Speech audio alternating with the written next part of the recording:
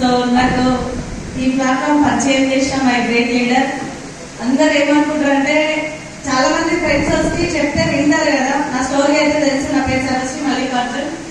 But నేనేం చేసిన అంటే సార్తో నేను 3 years స్కూల్లో చదువుకున్నా, కానీ ఏ ఒక్క రోజు కూడా నేను సార్తో మాట్లాడింది లేదు. అక్కడ నుండి ఇక్కడికి భయపడి పారిపోయేదాన్ని.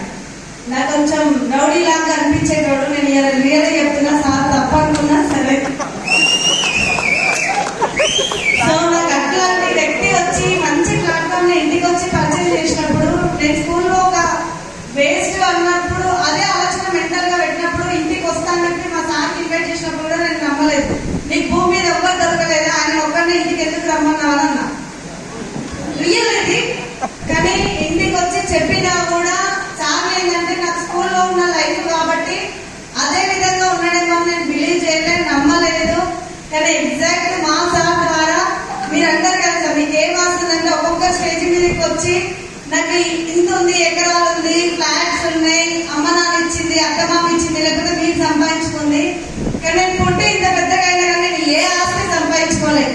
నా ఆస్తి ఏంటి అని అంటే చదువు, అదొక్కటి సంపాదించుకున్న నా సొంతంగా.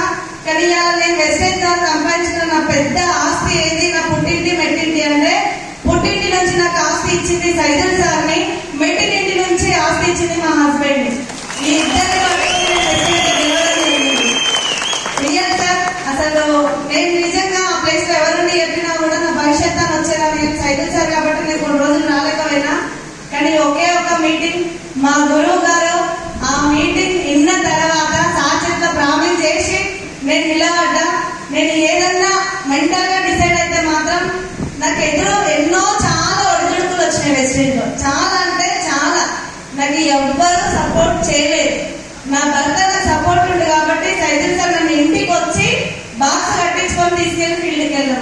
ఆ విధంగా వర్క్ చేసి కల్వకుర్తికి నాకు అసలు సంబంధమే లేదు. 70,000 చెక్ వచ్చేంత వరకు అక్కడ నాకు వర్క్ చేసి ఇచ్చింది ఎంఎస్ఆర్ సార్, గురువు గారు, సైదుల్ సార్. సో నేను ఎదిగింది అట్లా. సో నేను వీళ్ళకి ఎట్లా రుణపడి ఉంటానా, రిలేషనా, ఫ్రెండ్, అంతకంటే గొప్ప సార్ నాకు వీళ్ళు. నాకు ఇవన్నీ ఇప్పటికీ స్టిల్ లో మీరు అంటారు ఒక్క మాట అప్లైనారంటే అలాగే ఎక్కడో అవుతారు కదా. నేను కూడా అంతే. ఎంత మంది ఉన్నా సరే నాకు ఏ తప్పున్నా నా అప్లైనర్ నాకు డైరెక్ట్ చెప్తాడు. నేను ఆ క్షణం ఫీల్ అయినా కూడా తర్వాత ఒక గంట తర్వాత ఆలోచిస్తే ఇది నా మంచిగా చెప్పిండు, నేను ఏదో మార్చుకోవాలి అని.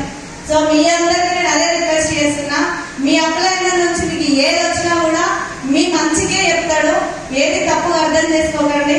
నేను కూడా మా సైదుల్ సార్కి వాళ్ళ నేను సారీ చెప్తున్నా సార్, స్కూల్ డేస్ గుర్తు చేసినందుకు మీరు ఏమని అనుకుంటే. సో నాకు మాత్రం రియల్ గా సార్ నన్ను ఈ స్టేజ్కి నిలబెట్టించింది. ఇప్పుడు నా ప్రాపర్టీ కూడా ఒక 4 ఫ్లాట్స్ తీసుకున్నా, కార్ తీసుకున్నా, 2 lakhs ఇన్కమ్ తీసుకున్నా. సైదుల్ సార్ ఎప్పుడైతే 2 ఎకరాల పొలం కొన్నాడో నేను బాగా ఏడ్చిన, సంతోషపడ్డా ఏడ్చిన. ఎందుకంటే నాకు ఏ ఆస్తి లేదు. మా అమ్మ నాన్న ఇచ్చిన 2 ఎకరాలు ఉందిరా, నేను 2 ఎకరాలు కొన్నాను. ఆ రోజు చాలా ఏడిస్తే నువ్వే కేట్రా నాకన్నా అన్నాడు. దేనికి అంటే నేను అమ్మ నాన్న ఇచ్చే దాని మీద ఆధారపడ్డా కదా, నీకేం లేదు కదా, నన్ను సొంతంగా నీ పిల్లలకు నువ్వు ఇవ్వడానికి నువ్వు గట్టిగా నిలబడినా అన్నాడు. నాకు అది ఒక్కటి చాలా ధైర్యం అనిపించింది. సో నాకు ఈ రోజు